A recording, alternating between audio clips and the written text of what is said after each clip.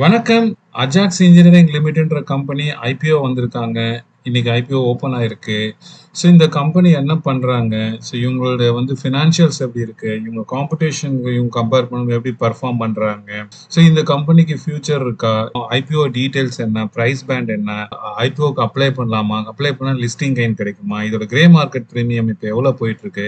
இப்படி எல்லா டீடைல்ஸும் நம்ம இந்த வீடியோல பார்க்கலாம். இந்த கம்பெனி பாத்தீங்கன்னா பெங்களூர் பேஸ்டு கம்பெனி. இது 1992ல ஆரம்பிச்சாங்க.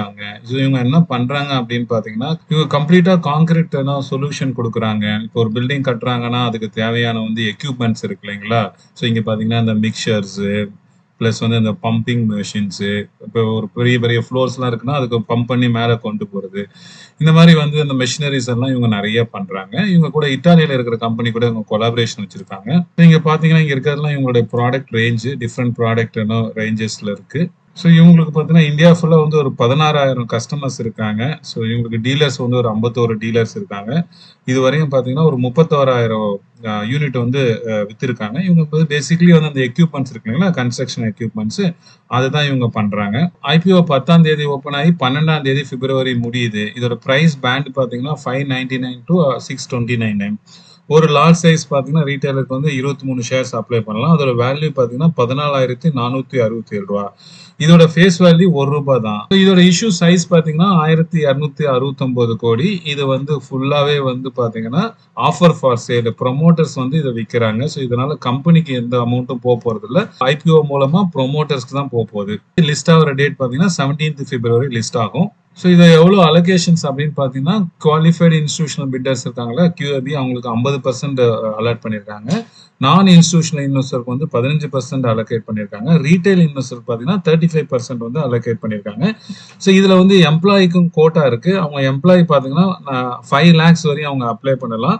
அவங்களுக்கு பார்த்தீங்கன்னா டிஸ்கவுண்ட் பார்த்தீங்கன்னா ஒரு ஷேருக்கு ₹59 கொடுக்குறாங்க. இதே எம்ப்ளாயி பார்த்தீங்கன்னா அவர் ரீட்டைலையும் இன்வெஸ்ட் பண்ணணும், NIலையும் இன்வெஸ்ட் பண்ணணும், அது மூணுத்துலையும் சேர்த்து அவர் இன்வெஸ்ட் பண்ணலாம். அதுக்கும் ஆப்ஷன் கொடுத்துருக்காங்க. ஸோ நான் ஒரு ஆம்பி சர்டிஃபைட் மியூச்சுவல் ஃபண்ட் அட்வைசர். உங்களுக்கு ஒரு நல்ல மியூச்சுவல் ஃபண்டை செலக்ட் பண்ணணும், உங்க ஃபினான்ஷியல் கோல்ஸ்க்கும் உங்க ரிஸ்க் ப்ரொஃபைலுக்கும் தகுந்த மாதிரி, இல்லை ஒரு நல்ல stock long term investment select பண்ணணும், இல்லை உங்க கரண்ட் போர்ட்ஃபோலியோ அந்த அளவுக்கு ரிட்டர்ன்ஸ் கொடுக்கல, அதை ரிவ்யூ பண்ணி ரீபேலன்சிங் பண்ணணும், இல்லை டிஃப்ரெண்ட் அசட் அலோகேஷன்ல இன்வெஸ்ட் பண்ணணும், இந்த மாதிரி இன்வெஸ்ட்மெண்ட் ரிலேட்டட் எந்த கொரிஸா இருந்தாலும் நீங்க இங்க கொடுத்துருக்க மொபைல் நம்பர்ல கான்டாக்ட் பண்ணலாம். ஃபினான்ஷியல்ஸ் இங்க கொடுத்துருக்காங்க. லாஸ்ட் 3 years இவங்களுடைய அசட் பாத்தீங்கன்னா நல்லாவே வச்சிருக்காங்க. 1348 கோடி இருக்காங்க இந்த ஃபினான்ஷியல் இயர்ல. ரெவென்யூ பாத்தீங்கன்னா மார்ச் 2022ல ஒரு 771 crores இருந்தாங்க. இந்த 2024 மார்ச் அந்த இயர் எண்ட்ல பாத்தீங்கன்னா 1780 crores இருக்காங்க. ஸோ ஒரு நல்ல ஒரு growth கொடுத்துருக்காங்க. இயர் ஆன் இயர் 50% growth கொடுத்துருக்காங்க ரெவென்யூல. ஸோ இந்த ஹாஃப் இயர்லி முடிஞ்சதுல 30th September பாத்தீங்கன்னா ஒரு 794 கொடுத்துருக்காங்க. ஸோ இது பாத்தீங்கன்னா அவங்க என்ன சொல்றாங்கன்னா 30% ஆஃப் ரெவென்யூ தான் ஃபர்ஸ்ட் ஹாஃப்ல வரும், செகண்ட் ஹாஃப்ல 60 to 70% வரும் அப்படின்னு சொல்றாங்க. ஸோ அப்படின்னு பாத்தீங்கன்னா உங்களுக்கு கிட்டத்தட்ட இது ஒரு 2000க்கு மேல கிராஸ் பண்றதுக்கு சான்சஸ் இருக்கு ரெவென்யூ இந்த ஃபினான்ஷியல் இயர்ல. பேட் பாத்தீங்கன்னா இந்த ஹாஃப் இயர்லில 101 crores இருக்கு. இதுவே லாஸ்ட் ஃபினான்ஷியல் இயர்ல பாத்தீங்கன்னா 225 crores இருக்கு. ஸோ இதுவும் growth இருக்கும் அப்படின்னு நம்புறோம். பேட் மார்ஜின் பாத்தீங்கன்னா ஒரு கன்சிஸ்டன்ஸா ஒரு 12% மெயின்டைன் பண்ணிட்டு இருக்காங்க. ஸோ இதுல ஒரு நல்ல விஷயம் என்னன்னா இவங்களுக்கு பாரோயிங்ஸே இல்ல, ஆல்மோஸ்ட் ஜீரோ அப்படின்னு சொல்லியிருக்காங்க. ஸோ இயர் ஆன் இயர் குறைச்சிருக்காங்க எல்லா பாரோயிங்ஸ்லயும். ஸோ கரண்ட் இப்போ PE பாத்தீங்கன்னா லாஸ்ட் ஃபினான்ஷியல் இயரோட சேர்த்து பாத்தீங்கன்னா 31.96 இருக்கு price to earnings. Earning per share பாத்தீங்கன்னா 19.68 இருக்கு, கொஞ்சம் நல்லா இருக்கு. ROE பாத்தீங்கன்னா 24.53, ரிட்டர்ன் ஆன் கேபிட்டல் எம்ப்ளாய்ட் பண்ணா 32.82, இதெல்லாம் நல்லா இருக்கு. டெட் டு ஈக்விட்டி நான் சொல்ல மாதிரி 0.01, நெக்லிஜிபிள் தான் இது. பிரைஸ் டு புக் மட்டும் பாத்தீங்கன்னா 7.84, இது கொஞ்சம் அதிகமா இருக்கு. RSPல பாத்தீங்கன்னா லிஸ்டட் பியர், நான் லிஸ்டட் பியர் கொடுத்துருக்காங்க. ஸோ நான் சொன்ன மாதிரி இவங்க கான்கிரீட் அந்த சொல்யூஷன்ஸ்குள்ள கொடுக்குறாங்களா.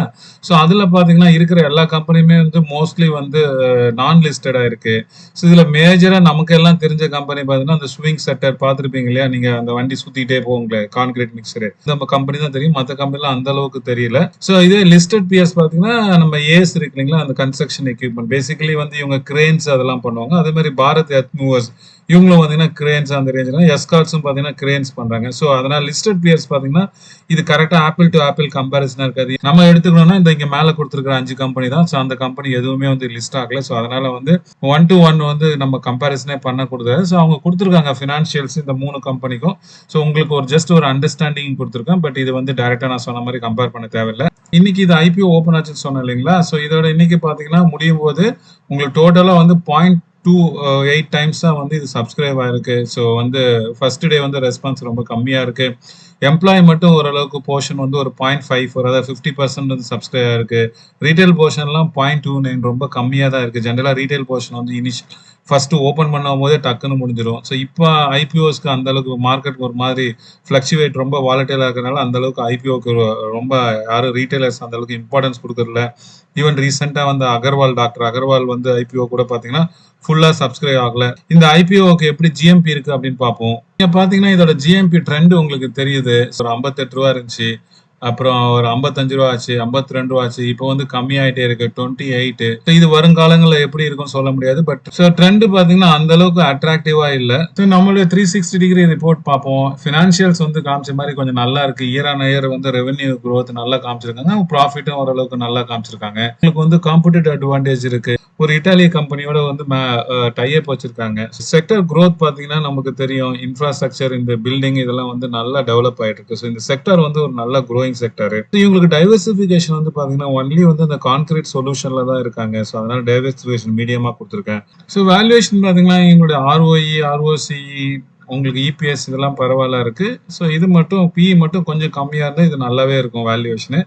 ஸோ லிஸ்டிங் கெயின் எப்படி இருக்கும் அப்படின்னு பாத்தீங்கன்னா இப்போதைக்கு நான் சொன்ன மாதிரி ரொம்ப வந்து ஜிஎம்பி வந்து 28லேருந்து 31 ருபீஸ் வரையும் தான் இருக்கு. ஒரு 5% தான் இருக்கு. ஸோ இதே கண்டினியூ ஆச்சுன்னா இது வந்து லிஸ்ட் ஆகும் போது பாத்தீங்கன்னா ஒரு 600 ரூபாயிலேருந்து 650 ரூபாய் வந்து எல்லாம் லிஸ்ட் ஆகும். ஸோ மார்க்கெட் வாலட்டைலா இருந்தால் நெகட்டிவ் லிஸ்டிங்க்கு நிறைய சான்சஸ் இருக்கு. ஸோ அதனால நீங்க வந்து அப்ளை பண்றதா இருந்தால் கேர்ஃபுல்லா பார்த்து அப்ளை பண்ணுங்க. லிஸ்டிங் கெயின்காக பார்த்து அப்ளை பண்ண தேவையில்லை. ஏன்னா வந்து இதுக்கு முன்னாடி வந்து ஐபிஓஸும் அந்த அளவுக்கு வந்து ரீசெண்டா வந்து ஐபிஓஸும் அந்த அளவுக்கு ரிட்டர்ன்ஸ் கொடுக்கல. ஸோ இவங்க வந்து கான்கிரீட்ல இருக்காங்க. இந்த இதுல சொன்ன மாதிரி வந்து லிஸ்டட் பியர்ஸ்ன்றது வந்து யாருமே இல்லை. எல்லாமே வந்து பிரைவேட் லிமிடெட் கம்பெனி தான். ஸோ அதனால வந்து இதுக்கு வந்து கொஞ்சம் ஓரளவுக்கு லாங் டேர்ம் வந்து நல்லா இருக்கும்னு நம்புறோம். ஆனா வந்து இது லாங் டேர்ம் வந்து எப்ப நம்ம முடிவு பண்ணோம்னா நெக்ஸ்ட் 2 குவார்ட்டர்ஸ்ல வந்து இவங்க எப்படி வந்து ரிசல்ட் இருக்கு, growth எப்படி இருக்கு, ரெவென்யூஸ் எப்படி இருக்கு, ஸோ இபிஎஸ் எப்படி இருக்கு, இதை பார்த்துட்டு நம்ம முடிவு பண்ணலாம். இப்போதைக்கு பாத்தீங்கன்னா லிஸ்டிங் கெயின்காக அப்ளை பண்ணணும் அப்படின்னு நினைச்சீங்கன்னா கொஞ்சம் கேர்ஃபுல்லா பார்த்து ட்ரெண்ட் எப்படி இருக்குன்னு பார்த்துட்டு கடைசி நாளில் பார்த்து நல்ல ட்ரெண்ட் இருந்துச்சுன்னா அப்ளை பண்ணுங்க. அப்படி இல்லாட்டினா இதை அவாய்ட் பண்றது உங்களுக்கு நல்லது. லாங் டேர்ம் இருக்கவங்க நான் சொன்ன மாதிரி கொஞ்சம் வெயிட் பண்ணியே வாங்கலாம். ஸோ நான் இந்த ஐபிஓ அப்ளை பண்ணணும் அப்படின்னு கேட்டீங்கன்னா லாஸ்ட் டே வரையும் வெயிட் பண்ணி பார்த்துட்டு எப்படி ட்ரெண்ட் இருக்குன்னு பார்த்துட்டு கொஞ்சம் டிமாண்ட் நிறைய இருந்துச்சுன்னா இது வந்து ஒரு 3 டைம்ஸ் 4 டைம்ஸ் வந்து ஓவர் ஸ்வாப்ஸ் ஆச்சுன்னா நான் அப்ளை பண்ணுவேன். அப்படி இல்லாட்டினா நான் அப்ளை பண்ண போறது இல்லை. ஸோ நீங்க அப்ளை பண்ண போறதா இருந்தால் இந்த கமெண்ட் செக்ஷன்ல போடுங்க. தேங்க்யூ ஃபார் வாட்சிங்.